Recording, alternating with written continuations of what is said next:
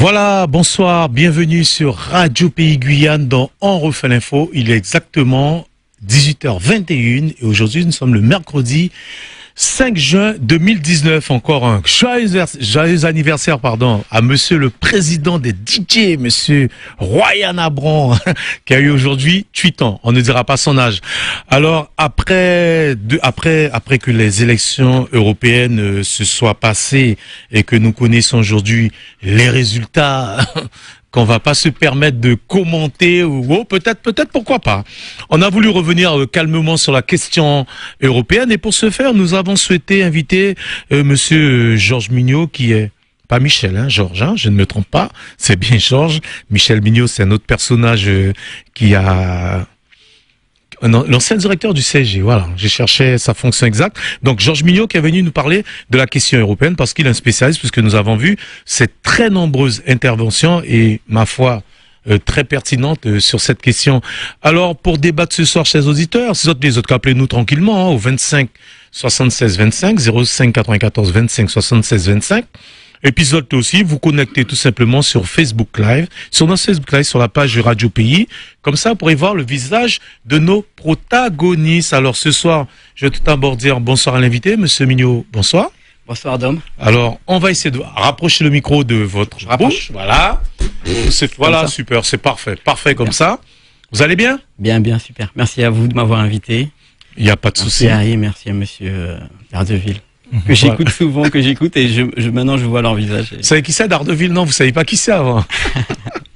Je sais pas, il est aveugle ou pas, non? C'est un vengeur masqué. Le vrai Dardeville.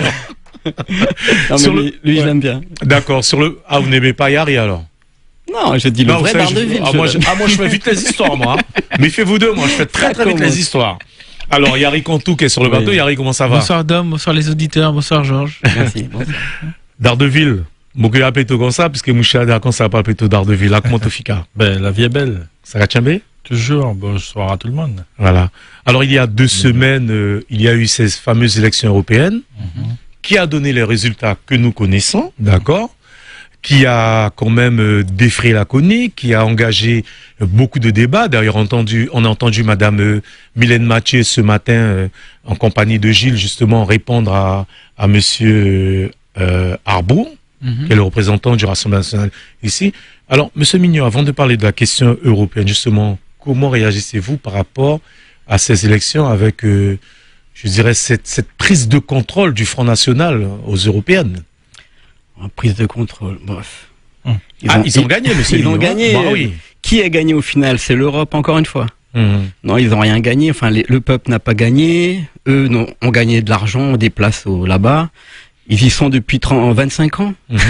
Qu'est-ce qu'ils ont fait? Qu'est-ce qu'ils ont dit? Surtout, qu'est-ce qu'ils ont dénoncé? Parce que le Parlement ne sert pas à autre chose aujourd'hui qu'à dénoncer. Si on regarde la vraie utilité, pour le glyphosate, ils avaient voté non, les parlementaires, à 70%. À quoi ils servent? J'en suis même les Verts, ils sont pour le glyphosate. Et pour les Verts, ils sont pour... Mais ils savent qu'ils peuvent pas être contre, donc ils préfèrent être pour. En fait, ce qu'il faut savoir, c'est que ça sert strictement à rien, à part pour dénoncer. Et nous, on est allés pour ça. Alors moi, je tiens à remercier quand même les 3% de Guyanais qui ont voté pour l'UPR, parce que ça veut dire qu'il y a 3% qui comprennent l'importance de sortir de ce traité marchand. Et je remercie particulièrement les gens d'Apatou qui ont voté à 8%. Et les gens de Roura à 5%. D'accord. Et merci. Donc, pas plus de commentaires que cela sur ces élections. Qu'est-ce qu'on peut en dire?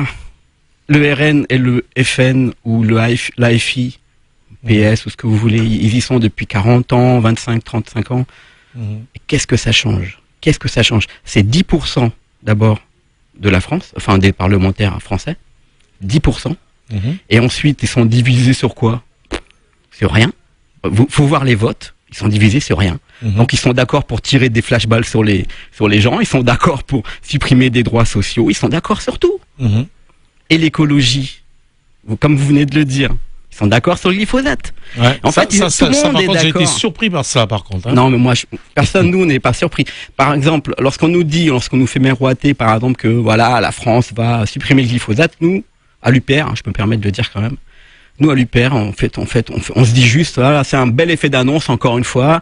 Allez, on leur donne 2 mois, et puis dans 2 mois, ils disent, en fait, on n'a pas pu. On crée une commission d'enquête. On crée une commission. Oh, mais on n'a pas pu. D'accord. Et puis pareil pour les, on va supprimer, on va remettre les impôts, je sais pas quoi, on va les faire payer, les GAFA. Les GAFA, c'était ça. GAFA, Dernièrement, c'était ça. On va faire payer les GAFA et tout. Il y avait finalement, les Naïc Adam, tout bête. Tout le monde est là, ouais, il était inadmissible que, bon, voilà. Puis c'est fini, c'est ça. c'est Comme dirait petit Jacques effet Chirac, d'annonce. ça fait pchit. Pchit, mais bien sûr, avant d'avoir commencé, parce que on le sait, c'est l'article 63 qui impose à la France et aux États membres l'interdiction de contrôler les flux de capitaux. D'accord. À partir de là, c'est fini. Alors, nous sommes là pour parler d'Europe, mais d'Europe avec la Guyane, sans la Guyane, un peu plus d'Europe, un peu moins d'Europe. Alors, Monsieur Mignot, comment vous définiriez-vous l'Europe par rapport à la Guyane? L'Europe par rapport à la Guyane, c'est, si vous voulez, pour moi, en Guyane, on a une chance. Une chance de s'enfuir. On a une chance en Guyane de nous enfuir de cette prison. Parce que, qu'est-ce que c'est l'Europe déjà? Déjà, faut le définir. C'est pas une union. C'est un traité marchand qui nous a supprimé, qui nous a enlevé des compétences d'État. Donc, les compétences d'État, c'est nous. L'Europe est devenue supranationale, au-dessus des L'Europe nations. est au-dessus des nations, au-dessus de la Constitution française. C'est les articles 45, 54, 55 et puis 88 de la Constitution française qui le disent. De toute manière, la Constitution doit être modifiée pour respecter les accords. On l'a vu, à chaque fois on a demandé aux Français de voter, ou alors on a demandé au Parlement d'intervenir, d'où on a organisé, quelquefois on a organisé ces fameux congrès à Versailles. Et ce qu'il faut savoir, c'est très important. C'est très important de comprendre que peu importe les décisions qui pourront être prises au local, à part pour l'administration, et encore, ça commence à rentrer, on ne pourra pas aller contre les décisions déjà du national si elles vont à l'encontre des décisions du supranational, c'est-à-dire de la Commission européenne. Par exemple, là, actuellement, on a la loi qui s'appelle mobilité, qui vient de rentrer en marche, là. La loi mobilité, c'est-à-dire les agents de la fonction publique territoriale, aussi bien les professeurs que qu'un policier, pourra travailler n'importe où en Europe. Mais ça veut dire la liberté pour les travailleurs. Mais ça veut dire aussi qu'un travailleur qui touche 125 € chez lui par mois, en Bulgare ou en Hongrois, il pourra aussi prétendre à la fonction publique territoriale en Guyane. Ah ben moi, sa place... Sans les charges, et sans les charges patronales, sans les charges sociales. Donc qu'est-ce que ça veut dire? C'est que dire que nous, soit on enlève nos propres charges, et on prie pitié pour qu'on nous embauche quand même, et on demande au gouvernement de nous supprimer tous nos avantages sociaux, soit on laisse simplement venir la concurrence. Le fameux plombier polonais, qui a défrayé la chronique. Exactement. Bon, là, juste pour vous dire, là, les grandes orientations de politique économique sont tombées. Elles sont tombées dans la semaine, juste après les élections. Les grandes orientations de politique économique dictent à la France combien elle doit faire d'économies dans chaque secteur. Elle lui propose déjà toutes les règles, toutes les lois à modifier. Et à l'intérieur, vous avez l'ouverture du marché à la fonction publique territoriale, par exemple, aux travailleurs étrangers. Attention, étranger veut dire étranger communautaire ici. C'est-à-dire rien détaché. Alors, Yari, comment toi tu définirais l'Europe par rapport à nous? Parce qu'il y a un monde qui a dit, ouais, il faut de l'Europe, il faut encore plus d'Europe, attention, l'Europe nous sauve. Voilà quoi, j'aimerais bien avoir ton sentiment là-dessus, par rapport à ce que M. Mignot a dit aussi. Hein. Non, il y a une certitude que l'Europe ne nous sauve pas. Ça se saurait sinon. On va dire, les panneaux où on a des travaux, des gros travaux, on ne voit pas le drapeau de l'Union européenne. Hein. Le seul endroit où on peut réellement voir l'Europe, c'est au CSG. D'accord? Là, ça avance, là. Voilà. Et le CSG, le Centre spatial guyanais, là où on peut trouver... LOL. l'ESA, l'Agence européenne du spatial. Donc, avec les différents lanceurs, on a lanceurs italiens, lanceurs soviétiques, russes, pardon. Donc, avec des pièces chinoises. Personnellement, je parle bien toujours à ma personne, c'est le seul moment où on parle d'Europe chez nous. Sinon, dans le quotidien, j'entends jamais parler de l'Europe. On a un tas de problèmes d'infrastructure, et même quand, justement, on a des infrastructures qui sortent, on n'a pas souvent beaucoup de fonds européens dedans. Et les rares fois où moi, pendant mon enfance, j'ai pu entendre parler de l'Europe, c'était pendant les bourses pour les scientifiques. Donc, quand on avait des mentions très bien, à ces Il y a moments. Erasmus aussi, mais bon, ça c'est pareil. J'avais cette discussion dans un groupe. Oui, je suis d'accord pour Erasmus, c'est certainement une très très bonne chose. Mais pour combien de personnes? C'est toujours la question. Et t'as des gens, parce qu'ils ont profité, ils te disent, ouais, moi j'ai profité du programme. T'as l'impression que c'est l'alpha et l'oméga, quoi. Ouais. Alors que t'as peut-être 100 personnes qui souhaiteraient profiter de ce programme et qu'à la fin, que t'en as eu que 2 ou 3, quoi. Enfin bref, je te laisse continuer dans ton propos. Oui. Attends, pour Erasmus, toi, par exemple, on va te dire Erasmus, ce programme européen, c'est magnifique. Mais avant, pourquoi Erasmus, par exemple, pourquoi on ferme Erasmus? Pourquoi c'est sur l'Europe? Moi, je veux dire, ça serait Erasmus mondial, ça serait beaucoup mieux. En fait, on nous parle à chaque fois, quand on parle de sortir du marché européen ou se libérer des contraintes, on nous dit, ouais, vous voulez vous enfermer. Mais attendez, c'est le contraire. Quand tu veux sortir des contraintes du marché, bah, tu te libères, en fait. C'est là que tu te libères. Juste pour parler de ça, pour revenir sur ce programme Erasmus, il faut savoir que le Guyanais qui est ici, qui souhaite aller au Brésil, aux États-Unis, t'as pas gagné Erasmus, hein. Bon, pas sûr en tout cas. Voilà. Alors, j'ai pas suivi. Non, je disais, si tu, par exemple, tu te dis, tiens, je suis Guyanais et que je souhaite aller étudier, à moins que ça évolue, et attention, hein, puisqu'il y a pas longtemps, j'avais cette discussion avec quelqu'un de la préfecture qui me disait, oui, il y a les fonds, mais quand tu veux, par exemple, aller aux États-Unis, on te dit, hop. Les États-Unis font pas partie de l'Europe, donc on peut pas te financer, quoi. Ouais. Donc voilà. Je sais qu'il y a des échanges avec le Brésil. Je sais pas si ça fait partie. Donc ça, c'est dans le PO amazonien, ça. Moura noter, moura regarder, hein. Mais tant mieux. Mais effectivement, pour revenir dessus, on peut.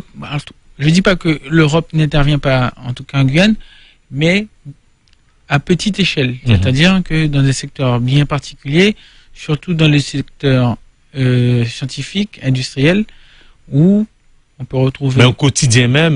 Dans le quotidien, on peut regarder certaines infrastructures qu'il y a eu au Suriname, comme le pont, la route, des infrastructures qui nous auraient fait du bien ici.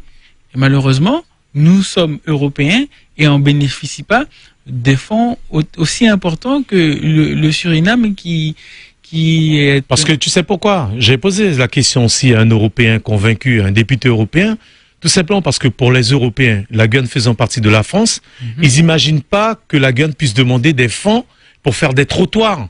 Parce qu'on ne parle plus de ça en France, on ne parle plus de ça dans beaucoup de pays européens. Donc les gars, ils n'arrivent pas à comprendre qu'au XXIe siècle, que la France, parce que quand la France va demander de l'argent, il ne dit pas que c'est par la Guyane, que la France demande des fonds pour faire des trottoirs. Et le mec, quand il regarde Paris, quand il regarde Nantes, quand il regarde Marseille, il te dit, mais attendez, mais vous rigolez ou quoi là? Vous êtes gain trottoir pour sortir de l'argent pour trottoir. Mais donc voilà. Attends, c'est-à-dire qu'on est quand même une base européenne ici.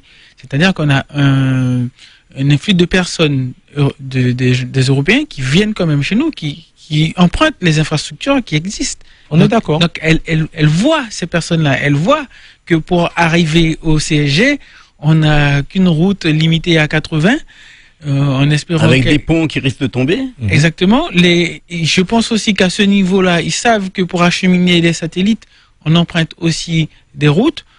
Pendant longtemps, en tout cas, on en a emprunté. Maintenant, ça arrive pas. Mais plus loin arrive par bateau parce que le pendule arrive, t'es censé ne pas dépasser, je crois que c'est 60 ou 80 tonnes. Au-delà, les transporteurs sont obligés de démonter les machines et de les transporter pièce par pièce. Voilà. Voilà quoi. Donc, du coup, je veux dire que eux-mêmes ont besoin d'infrastructures pour acheminer leur matériel et voir en fait la problématique qu'ils ont. Parce que maintenant, ils sont obligés de passer par le port de Paris-Acabo. Ça les arrange, ça revient moins cher. Oui, non seulement ça revient moins cher, mais ça pourquoi ils l'ont pas fait auparavant? Je pense qu'il y a dû avoir... Non, parce que ça devenait de plus en plus lourd. Ariane a progressé. Voilà. Donc, il fait que... Il n'y avait pas d'entretien, il était... C'est une volonté. C'est une volonté, justement, manifeste, de ne pas, justement, de nous dire que nous sommes enfants de la mère patrie, la France. Et quand ils veulent, le Suriname, qui n'est pas européen, ils envoient des subventions. Donc, et puis on a un beau point sur le Yapok. Daniel, l'Europe Pouto, à qui ça? À qui ça, l'Europe Pouto? Ça, l'Europe qu'a représenté pour nous en Guyane. Des entraves. C'est tout. Parce que j'écoute... Mon exemple. Alors, un exemple d'entrave. Dans l'agriculture, si nous les fait cochon bois, comme c'est pas dans l'Europe, tu ne peux pas faire cochon bois et pas qu'à reconnaître ça. Tu ne peux pas élever. Si tu veux faire tel type de poisson, pareil dans l'agriculture. Voilà, ils connaissent pas. C'est pas possible. Par exemple, les Fatipa, il pas connaître Tatipa, donc il pas gagné l'argent pour Tatipa. Voilà. Dans l'agriculture, tu veux faire tubercules, certaines tubercules qu'on trouve qu'en Guyane, niet. C'est qu'il y a un souci au niveau du manioc, effectivement. Voilà. Donc, le problème ne vient pas tout à fait de l'Europe, hein. Bokeh, encore une fois, il y a qui dit moi encore un mot. Vient de nos politiques. Parce que je regardais dernièrement, je t'ai dit, ils ont fait une émission sur la Bulgarie, que ça fait pas longtemps qu'elle est rentrée dans l'Europe. Les gars arrivent tous les ans à retirer près de 380 € par habitant. Et ils sont plus de 3 millions. Et ils ont fait infrastructure. Ils se sont mis aux normes au niveau des trains, du transport, le rail. Du transport électrique. Et comment nous, on n'arrive pas, parce que ce sont des visions politiques. Ensuite, le gros problème qu'on a, c'est qu'en Bulgarie, la différence, c'est qu'en Bulgarie, tout le monde a le même objectif, ramasser le maximum d'argent. Et chez nous, on a un des défauts qu'on a, c'est que on ne dépend pas directement, c'est-à-dire nos élus n'ont pas la même mise pleinement, ils sont obligés de demander à la France d'abord pour avoir l'accord. Donc on a, tu vois, on est entre deux feux. Ouais, il y a une barrière entre nous et l'Europe. Voilà. À la limite, ce serait mieux pour nous d'aller demander directement à l'Europe. Mais c'est pas possible. Non. Cette fois-ci, c'est en cours. Hein. Alors ça, c'est ce qui justement est en train de se développer, c'est-à-dire ça s'appelle l'autonomie dans le cadre de l'Union européenne. Alors ça, il faut refuser ce truc-là en bloc. Alors juste au niveau des fonds. Alors c'est vrai que le Brésil reçoit à peu près 2 millions sur 7 ans et le Suriname c'est un petit peu moins, je crois que c'est moins d'1 million sur 7 ans. C'est quand même de l'argent parce que on prend le Brésil, on avait le pont, on n'a pas le droit de l'utiliser. Vous avez vu, Sarkozy, il avait inauguré le pont. En même temps, c'est lui-même qui a signé le traité de Lisbonne, qui nous interdit d'avoir des accords commerciaux avec le Brésil.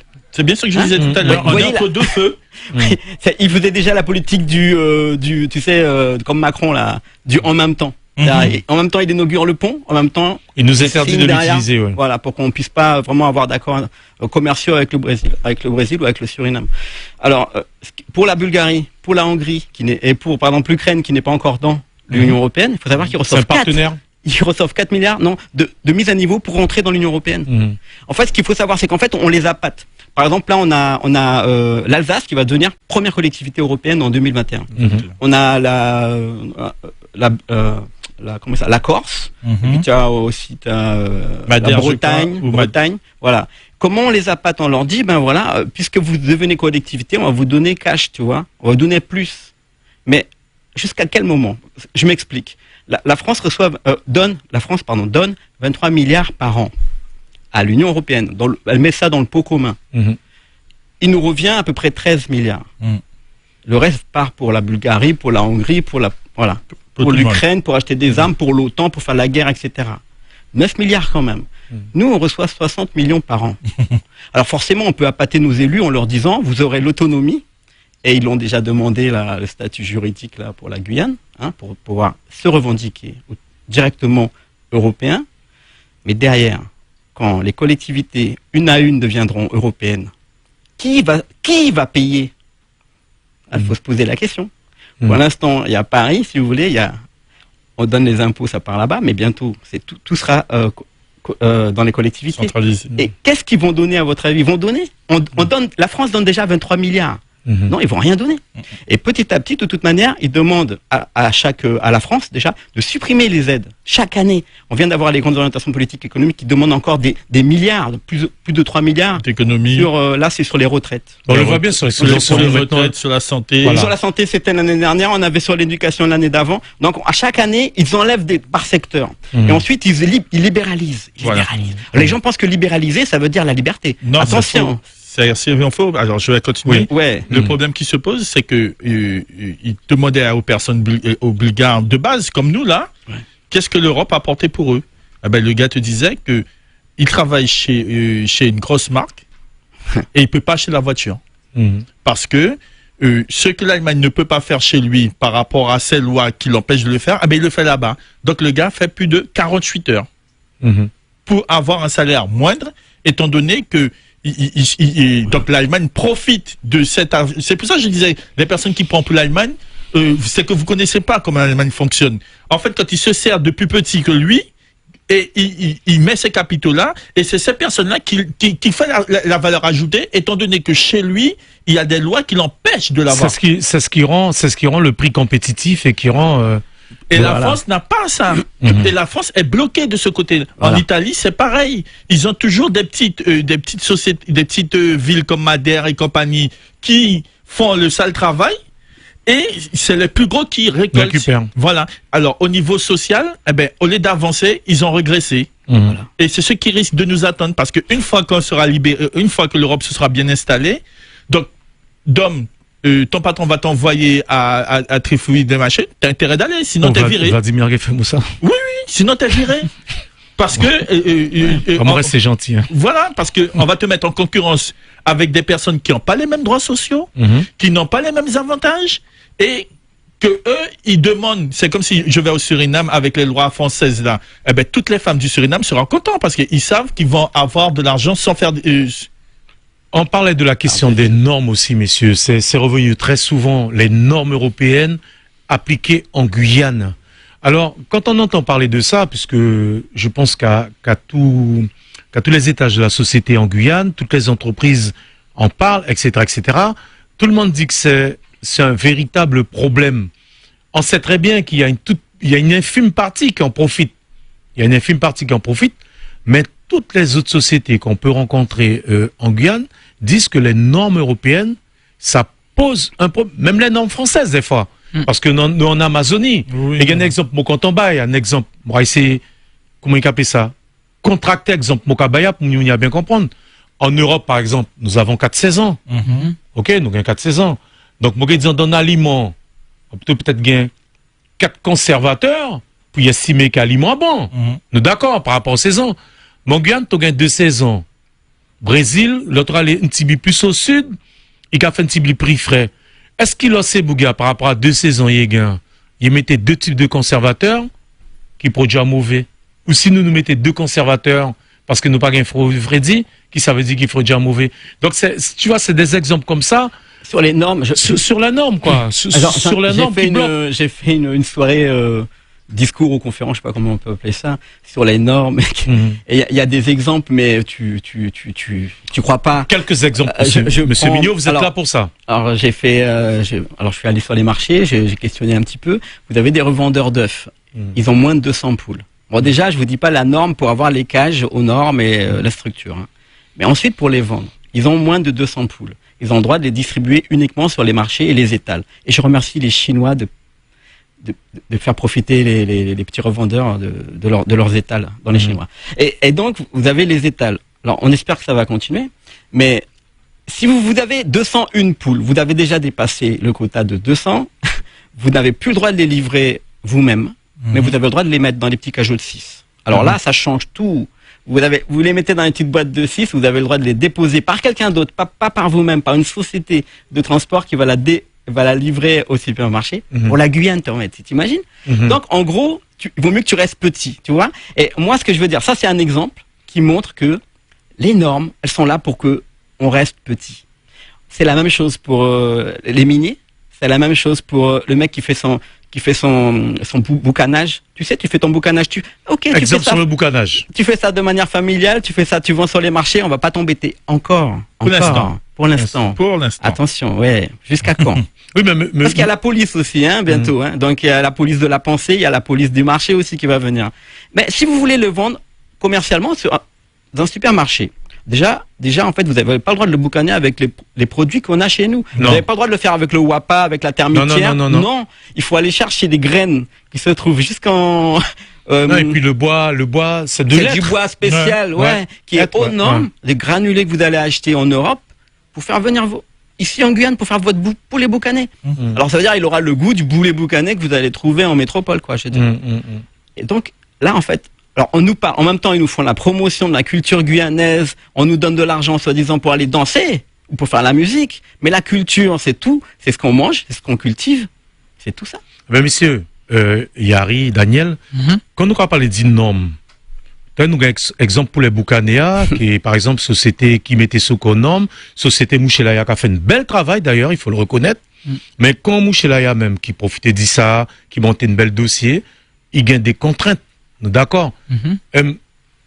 Pour que ça peut-être, à part comme ça, peut-être pour qu'on puisse parler au peuple, pour que les gens puissent bien comprendre que quelquefois, il vaut mieux peut-être moi pas rien contre l'Europe, hein, mais comprendre que tout ce qui vient de l'extérieur n'est peut-être pas forcément bon pour nous, parce que nous, qu'à dire, c'est vrai, souvent on le dit, ouais, c'est pas bon, mais je veux dire, concrètement, on n'a pas d'exemple papable, ou peut-être que le public a besoin de, ne serait-ce que cette histoire de poulet boucané. Ce poulet boucané, une juillet dit, bon, regardez, ce qu'a fait boucané, boucané. Si une l'Europe vient en Guyane, et puis est décidé, interdit poulet boucané, elle est marché Cayenne, a plus ça avec qui par rapport aux normes européennes, il y a un droit à faire, hein. Mais même le marché. Même le marché, hein. La taille de la banane. Voilà, nous, la taille de la banane. Nous prenons un auditeur. Radio Pays, bonsoir. Allô? Bonsoir. Oui, bonsoir. Bonsoir, monsieur Pierre. Bonsoir, c'est monsieur. Bonsoir, monsieur Donc, Pierre. à côté de ça, du moment, hein. Mais que autres affaires, normes européennes. Mais à qui joue, à qui taille que mettez-nous pas, nous-mêmes, aux normes européennes, avec cheveux crépus et couleur de la peau? Répondez-nous. À qui joue, qui temps, en qui l'année, que mettez-nous, nous, physiquement parlant, aux normes européennes? Et voilà. Parce que tout ça, il fait d'affaires normes. Ça fait sans ça m'a coûté un moteur parce qu'il fallait changer uniquement le joint pour être aux normes européennes d'essence. Voilà. Et toi-même, toi, tu vas aller mettre sur une âne, tu vas rouler, ben, il n'y a pas de problème. Il y a un grand problème qui va faire une norme européenne. D'accord. À vous arrêter que ça va arriver. Voilà. Même problème avec les bateaux. D'accord, merci. Voilà. Merci pour l'intervention. Et donc, en revenant avec cette histoire de normes, comme tu rentres dans les normes, tu dois avoir un cahier des charges. Et c'est quand tu rentres dans les normes, ils disent que tu es éligible au fonds européen. Voilà. Mais il y a un cahier des charges. Et le problème avec le cahier des charges, je te dis, on est entre entre le marteau et l'enclume. Tu as la France qui t'impose déjà un cahier des charges. Et l'Europe qui le supplante te vient avec une deuxième cahier des charges. C'est pour ça que les agriculteurs n'arrivent plus à s'en sortir. Ils vivent que de subventions. C'est grave ça. Normalement, les gens les plus riches, ce doit être les gens de la terre. C'est les premiers qui devaient être riches. Et pourtant, qui se suicident? Qui leurs femmes touchent 200 euros par mois de retraite? Qui sont obligés à 74 ans, 77 ans de se remettre au travail? Qui, à l'heure actuelle, retourne chez ses parents parce que même avec un travail, ils n'arrivent pas à joindre les deux bouts? Eh bien, ce sont nous les Européens. Mais ceux qui sont tout là-haut, eux, ils sont bien, eux. Ils vivent bien. Donc ça veut dire quoi par rapport à l'Europe, par rapport aux normes, par rapport à la façon de monter les dossiers? Moi, j'ai eu l'expérience aussi. Moi, monter de dossier, quand j'ai compris toutes les contraintes, et puis surtout, comme tu n'as pas gagné un plan, tu as dit, bon, on va demander des plans. Et monsieur Nugent, c'est pas comme ça, hein. Vous payez, on vous rembourse après. Donc j'ai bien compris que c'était fait pour une catégorie de société et pas pour nous. Est-ce que le grand public, c'est pas des discours qui font peur aux gens quand on leur dit, par exemple, ouais, l'Europe qui baille moins l'argent, fais attention, si nous pas une norme européenne, nous payons éligibles, nous payons émarger. Or, nous voyons que ce sont peut-être pas la panacée, mais au moins ils essaient, j'ai envie de dire. La Kanaki, c'est moins d'Europe. La Tahiti, c'est moins d'Europe. Ils ont des voisins avec qui ils travaillent. Et moi, j'aime bien dire souvent que pendant la période de guerre, la Guyane se portait bien. La Guyane n'a pas souffert de la guerre. Tout simplement parce que la Guyane est qu'à travail, qui est sur des voisins, Brésil, Suriname. Oui, mais après, quand je dis ça, Saint-Barthélemy est hors du marché européen. C'est les seuls qui sont vraiment, ils n'ont pas de partenariat du tout. Et ils sont passés de 16 000 euros par habitant en PIB au moment où ils ont validé pour l'article 74. Et aujourd'hui, ils sont à 36 000 euros par habitant. Et ils contribuent, eux, ils versent un fonds pour la France. Oui, mais là, Saint-Barth, la différence avec Saint-Barth, c'est que la vision politique est différente encore. Parce que ils sont sortis, ils ont décidé de ne pas adhérer au marché. Excuse-moi. Attends, Daniel, moi pas là pour juger, pas juger.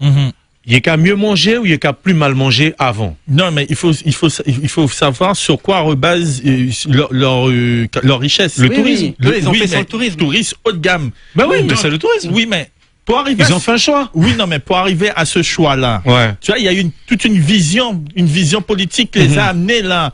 Mais avant d'arriver à un politique, si on a un 74 et on sort d'une européenne, on n'en est pas là. Il faut au moins là déjà 7 ans. Oui, Harry, tu souhaites intervenir. Oui, j'ai envie de dire que parmi tous les départements que vous avez cités, Saint-Barth, il n'y a pas de base de lancement là. Il y a pas la fusée ne décolle pas là.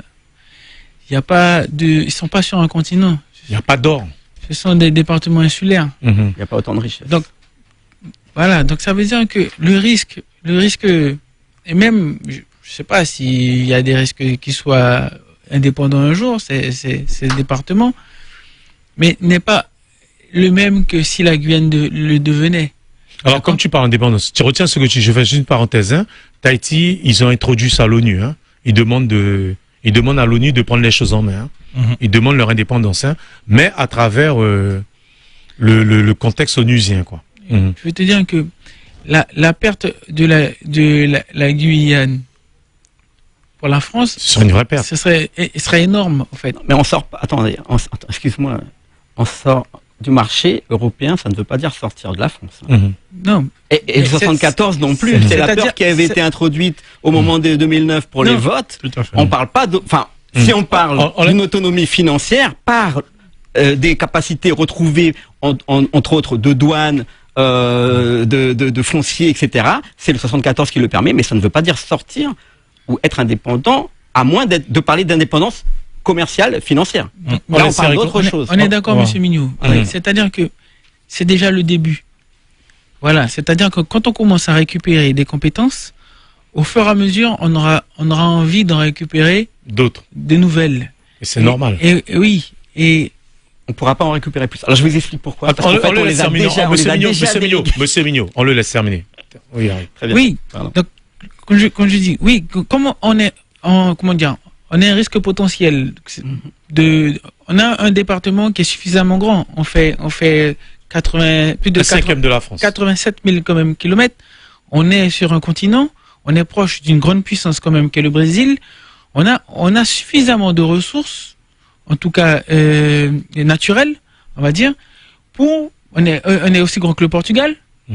D'accord? Donc ça veut dire qu'à un moment donné, on peut être un danger potentiel. On est bien situé. On peut aider la France en tout cas. Mais c'est pas un peu. On peut reverser des fonds on aide la France. On aide la France. Donc c'est-à-dire qu'à un moment donné, plus on va vouloir grandir, et plus on va vouloir s'émanciper. Comme un enfant qui veut quitter ses parents quand il a son foyer, etc., etc. Et là, ça va devenir dangereux. Problématique. Si je permets à Dom d'avoir plus de 200 poules, alors que je sais très bien qu'aujourd'hui, au bout de la 201e poule, on sait qu'il va falloir qu'il paye une livraison, qu'il mette ses œufs sous boîte, etc.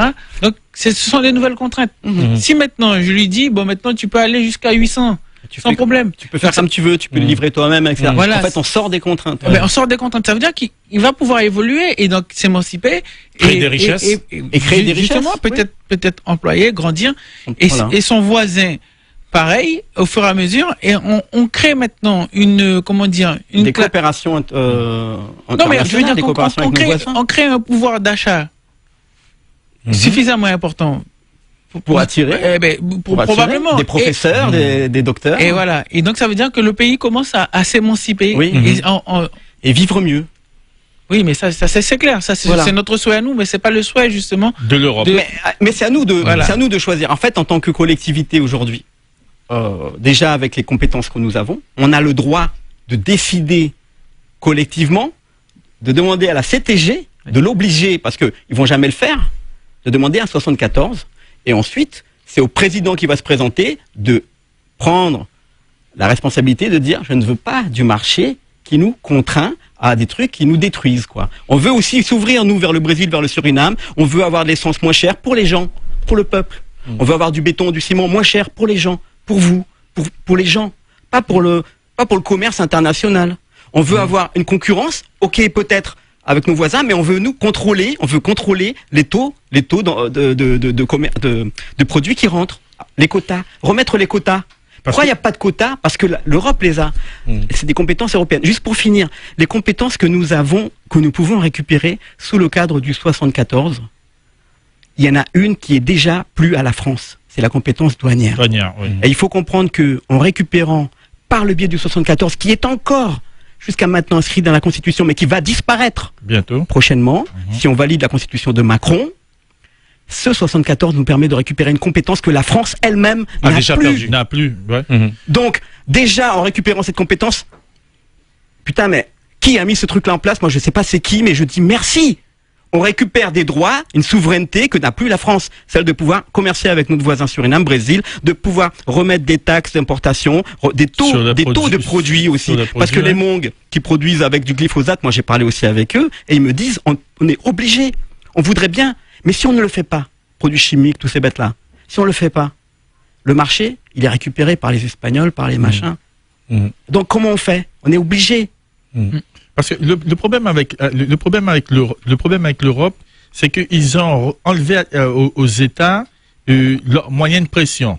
Ça veut dire, si je veux faire de la concurrence, et c'est ce que Marine Le Pen a dénoncé, mais comme ils étaient jamais dans la majorité. Problème, hein. Oui, mais moi je peux. C'est pas grave. Je peux le dire. Non, je rigole, Daniel. Je t'en prie.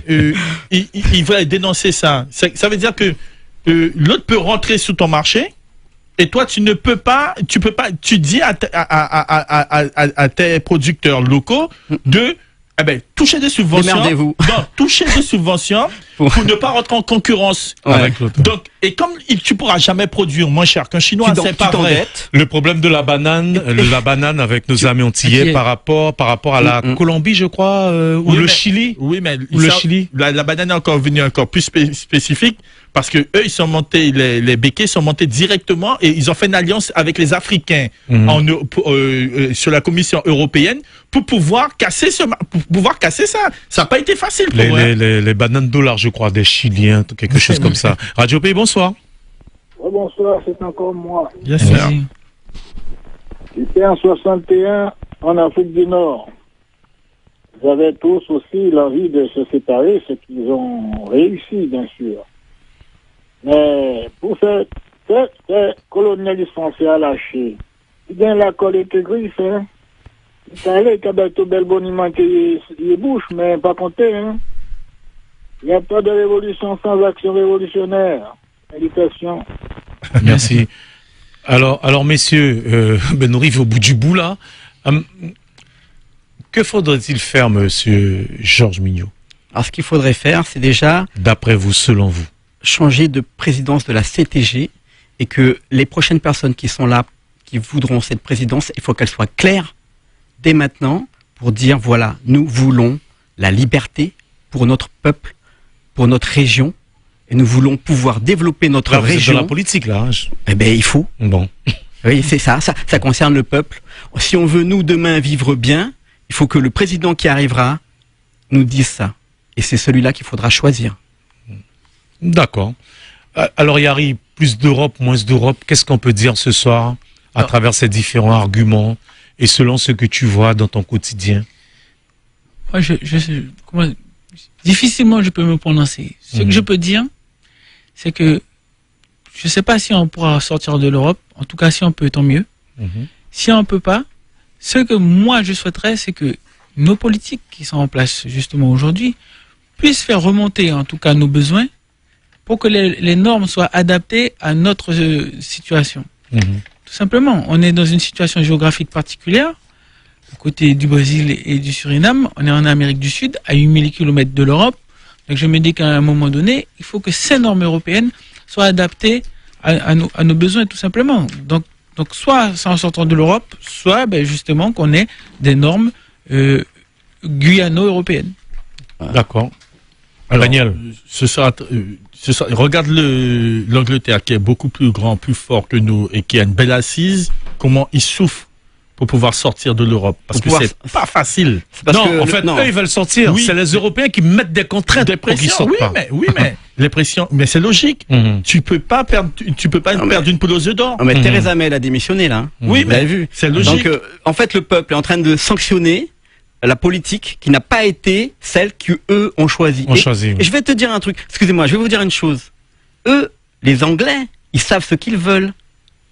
Quand tu vois ce qui s'est passé en Angleterre, là, plus de 30% là pour l'anti-européen là, comment il s'appelle déjà je vois que vous parlez, mais bon. Voilà, pour sortir de l'Union européenne là. Ben là, il faut bien comprendre que les Anglais, quand ils disent qu'ils veulent sortir, c'est ils veulent sortir parce que eux ils ont compris. Oui, mais ils sont en train de signer des super accords avec les présidents des États-Unis. C'est comme si vous aviez Macron demain qui vous dirait OK, vous avez validé pour sortir, je vais faire ce que je peux. On laisse conclure oui, mais Daniel. Le problème qui se posait très simple, on a eu le même problème avec Sarkozy sur des accords où le peuple avait voté non. Sarkozy a quelques machins après. Ils sont passés par le Parlement. Ils sont passés par le Parlement. Ben, Donc, oui, mais c'est ce que je t'explique. Ça veut dire que ils ont mis des personnes en place qui vont faire leur politique de toutes les façons. Donc, c'est à nous, le peuple, si nous voulons, c'est nous à choisir ce que nous voulons comme Europe pour nous, ou soit nous voulons l'Europe, ou soit nous voulons pas l'Europe. Mais si il faut être la main tendue, parce qu'on retourne de la main tendue, parce que un truc qu'elle sait. Et la cravache. N'oubliez pas la cravache derrière. La main tendue et la cravache dans le dos. La main tendue, ça veut dire que on sera obligé d'attendre sur l'Europe pour pouvoir s'émanciper. Et regarde, nous avons 75 ans de retard. Juste avec la France. Traité de Rome. 75 ans de retard. Comment tu fais maintenant? C'est le traité de Rome déjà. Alors, je ne sais pas comment on fait, mais je vous envoie vers je vous renvoie à ceux qui nous écoutent aussi. Il y a une dame qui était passée, qui parlait du bagne.